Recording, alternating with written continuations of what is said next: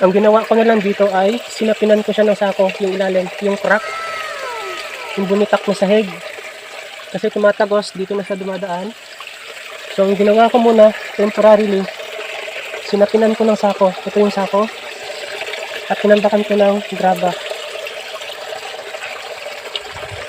Imbes na lumalim, kasi ang paglalim nito ang kailangan natin para mag-consume ng hangin sa ilalim, para tumulak ng pressure ng tubig palabas dito sa hose. Pero paano na siyang mangyayari, no? Kasi mababaw na siya. Bumabaw na gawa dito sa tambak na graba.